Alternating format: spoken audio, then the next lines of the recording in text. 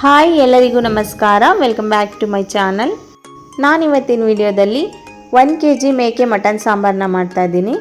Mutton ಸಾಂಬಾರನ್ನ ಈಸಿಯಾಗಿ ಮತ್ತು ಟೇಸ್ಟಿಯಾಗಿ ಹೇಗೆ ಮಾಡೋದು ನೋಡೋಣ ಬನ್ನಿ. ಮಟನ್ ಸಾಂಬಾರಿಗೋಸ್ಕರ 1 kg ಮೇಕೆ ಮಟನ್ ತೊಗೊಂಡಿದ್ದೀನಿ. ಇದನ್ನು 2 ಸಲ ಚೆನ್ನಾಗಿ ತೊಳೆದು ನೀರೆಲ್ಲ ಸೋರ್ಲಿಕ್ಕೆ ಇಟ್ಕೊಂಡಿದ್ದೀನಿ. ನಂತರ ನಾನು ಒಂದು ಮಸಾಲೆನ ರೆಡಿ ಮಾಡ್ಕೊಳ್ಳೋದಕ್ಕೋಸ್ಕರ ಮಸಾಲ ಪದಾರ್ಥಗಳನ್ನ ಸ್ವಲ್ಪ ಫ್ರೈ ಮಾಡ್ಕೊತಾ ಇದ್ದೀನಿ. ಒಂದು ಪ್ಯಾನ್ನ ಬಿಸಿ ಮಾಡೋಕ್ಕಿಟ್ಟು 1 ಸ್ಪೂನ್ ಎಣ್ಣೆ ಹಾಕ್ಕೊಂಡಿದ್ದೀನಿ. ಎಣ್ಣೆ ಕಾದ ನಂತರ 2 ಈರುಳ್ಳಿ ಹಾಕ್ಕೊಂಡಿದ್ದೀನಿ, 3 ಹಸಿಮೆಣಸಿನ್ಕಾಯಿ. ನಿಮಗೆ ಖಾರಕ್ಕೆ ಎಷ್ಟು ಬೇಕಾಗುತ್ತೆ ನೋಡಿ ಹಾಕ್ಕೊಳ್ಳಿ. ಮಟನ್ ಸಾಂಬಾರ್ ಪೌಡರ್ ಖಾರ ಇತ್ತು ಅಂದರೆ ಹಸಿಮೆಣಸಿನ್ಕಾಯಿ 1 ಅಥವಾ 2 ಹಾಕ್ಕೊಳ್ಳಿ. 6 ರಿಂದ 7 ಲವಂಗ, 1.5 ಇಂಚಷ್ಟು ಚಕ್ಕೆನ ಪೀಸ್ ಮಾಡಿ ಹಾಕ್ಕೊಂಡಿದ್ದೀನಿ.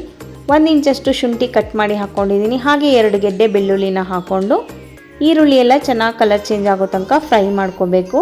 ನಂತರ ಇದಕ್ಕೆ 1 ಟೊಮೆಟೊನ ಕಟ್ ಮಾಡಿ ಹಾಕ್ಕೊಂಡಿದ್ದೀನಿ. ಒಂದು ದೊಡ್ಡ ಸೈಜ್ ಟೊಮೆಟೊ ಕೆಲವರು ಇಷ್ಟಪಡ್ತಾರೆ, ಇಷ್ಟ ಇಲ್ಲ ಅಂದರೆ ಸ್ಕಿಪ್ ಮಾಡ್ಬೋದು. ಹಾಗೆ 1 ಸ್ಪೂನ್ ಗಸಗಸೆನ ಹಾಕ್ಕೊಂಡು ಫ್ರೈ ಮಾಡ್ಕೋತಾ ಇದ್ದೀನಿ. ಈ ರೀತಿ ಮಸಾಲ ಪದಾರ್ಥಗಳನ್ನ ಫ್ರೈ ಮಾಡಿ ರುಬ್ಬಿ ಮಾಡೋದ್ರಿಂದ ಸಾಂಬಾರು ಟೇಸ್ಟು ತುಂಬಾ ಚೆನ್ನಾಗಿ ಬರುತ್ತೆ. ಇವಾಗ ಫ್ರೈ ಮಾಡ್ಕೊಂಡಿದ್ದೆಲ್ಲ ಆಗಿದೆ. ಟೊಮೆಟೊ ಕೂಡ ಸ್ವಲ್ಪ ಸಾಫ್ಟ್ ಆಗಿದೆ. ನಂತರ ಇದು ತಣ್ಣಗಾಗೋದಕ್ಕೆ ಬಿಟ್ಟು ತಣ್ಣಗಾದ ನಂತರ ರುಬ್ಕೋಬೇಕು. ಇವಾಗ ಎಲ್ಲ ತಣ್ಣಗಾಗಿದೆ. ನಾನು ಇದನ್ನೆಲ್ಲ ಒಂದು ಮಿಕ್ಸರ್ ಜಾರ್ನಲ್ಲಿ ಹಾಕೋತಾ ಇದ್ದೀನಿ.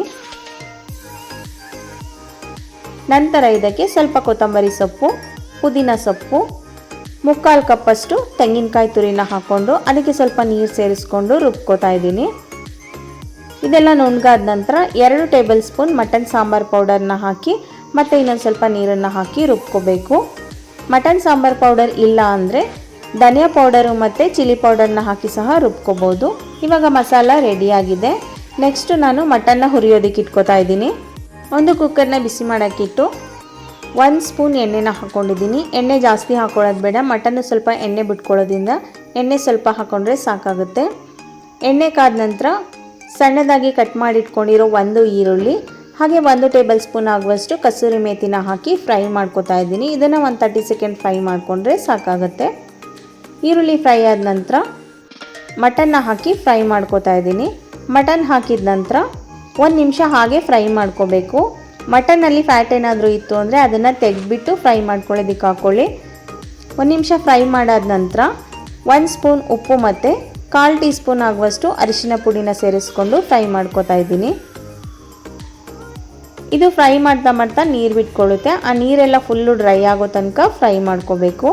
ನೀವು ಇವಾಗ ನೋಡ್ತಾ ಇರ್ಬೋದು ಮಟನ್ ಎಲ್ಲ ಎಷ್ಟು ನೀರು ಬಿಟ್ಕೊಂಡಿದೆ ಅಂತ. ಇದೆಲ್ಲ ಫುಲ್ಲು ಡ್ರೈ ಆಗೋ ತನಕ ಫ್ರೈ ಮಾಡ್ಕೋಬೇಕು.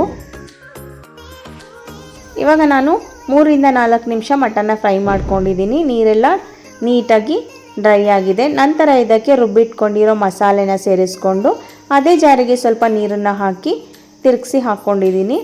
ಒಂದು ಸಲ ಮಿಕ್ಸ್ ಮಾಡಿ ನೋಡ್ಕೊಳ್ಳಿ. ನಿಮಗೆ ನೀರು ಕನ್ಸಿಸ್ಟೆನ್ಸಿ ಗೊತ್ತಾಗುತ್ತೆ. ಗಟ್ಟಿ ಇತ್ತು ಸಾಂಬಾರು ಅಂದರೆ ಇನ್ನೊಂದು ಸ್ವಲ್ಪ ಹಾಕ್ಕೊಂಡು ಮಿಕ್ಸ್ ಮಾಡ್ಕೊಳ್ಳಿ. ನಿಮಗೆ ಸಾಂಬಾರು ಎಷ್ಟು ತೆಳಿಬೇಕಾಗುತ್ತೆ ಅಷ್ಟು ನೀರು ಹಾಕಿ ಮಿಕ್ಸ್ ಮಾಡಿಕೊಂಡು ಕೊನೆಯಲ್ಲಿ ಇನ್ನೊಂದು ಸ್ವಲ್ಪ ಉಪ್ಪನ್ನ ಸೇರಿಸ್ಕೊತಾ ಇದ್ದೀನಿ. ಮಟನ್ ಹುರಿಯೋದಕ್ಕೂ ಸಹ ಉಪ್ಪನ್ನ ಹಾಕ್ಕೊಂಡಿದ್ವಿ. ಕೊನೆಯಲ್ಲಿ ಮಸಾಲೆ ಹಾಕಿದ ಮೇಲೆ ಇನ್ನೊಂದು ಸ್ವಲ್ಪ ಉಪ್ಪನ್ನ ಸೇರಿಸ್ಕೊಂಡು ಕುಕ್ಕರ್ನ ಕ್ಲೋಸ್ ಮಾಡಿ 3 ವಿಷಲ್ ಹಾಕಿಸ್ಕೊಂಡ್ರೆ ಮಟನ್ ಸಾಂಬಾರು ರೆಡಿ ಆಗುತ್ತೆ. ಮಟನ್ ಏನಾದರೂ ಜಾಸ್ತಿ ಬಲ್ತಿತ್ತು ಅಂದರೆ 4 ರಿಂದ 5 ವಿಷಲ್ ಹಾಕ್ಸ್ಕೋಬೇಕಾಗುತ್ತೆ. ಇವಾಗ ಕುಕ್ಕರ್ ವಿಷಲ್ ಆದ ನಂತರ ತಣ್ಣಗಾಗಿದೆ. ಓಪನ್ ಮಾಡಿ ಒಂದು ಸಲ ಮಿಕ್ಸ್ ಮಾಡಿಕೊಂಡ್ರೆ ಒಂದು ಸಖತ್ ಟೇಸ್ಟಿಯಾಗಿರೋ ಮಟನ್ ಸಾಂಬಾರು ರೆಡಿಯಾಗಿರುತ್ತೆ.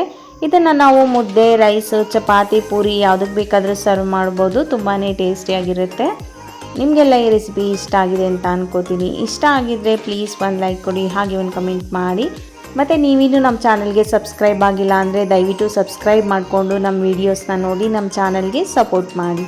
Thank you.